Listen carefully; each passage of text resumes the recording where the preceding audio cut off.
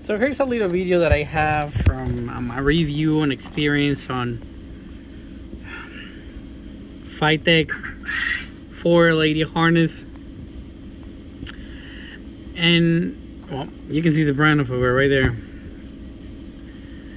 In my experience with GM harnesses is that they're GM harnesses, the epitome of harnesses, and this is an actual GM harness in here.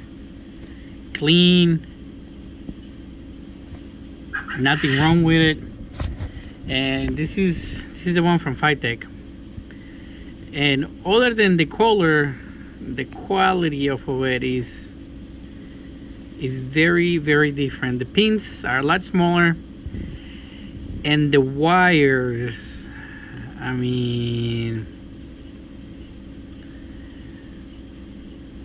not the greatest.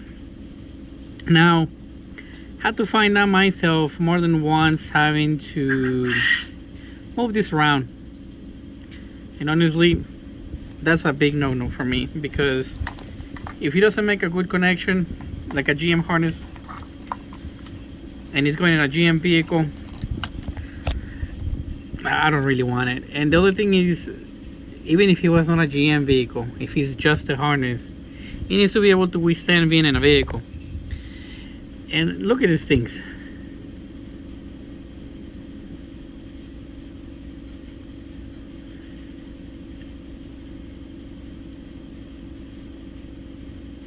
I mean,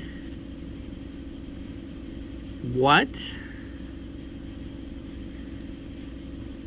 Dude, can you imagine all the kinds of issues of transmission issues and everything? Yeah, it's a truck. It's an off-road vehicle, and this harness sits on the very, very top of the driver's side fender, and it's a lifted truck. It's like easily 5 feet from the floor. And just look at this thing. And this is the male side. I cannot even imagine what the female side looks like. This is the only one that kind of looks clean on it.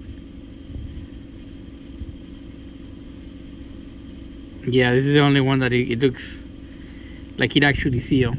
So I'm about to blow on all of these with some compressor and clean them out. Jesus. And clean all those, gosh, all those harnesses. It looks a lot worse now that I look with the, there you go. I'm gonna give you guys a close-up with the camera. By the way, that zoom and the lens focus is amazing. Anyway, you can see that it's just gonna give you tons of connector issues, and if he's trying to engage your pulse modulation for your torque converter and all that kind of stuff, that's gonna give you a lot of stuff on. It's gonna give you issues. So we're gonna fix that and put some dielectric grease and keep it all, make sure that it's nice and tight. Also, let me see if I can find the harness again. This center comes off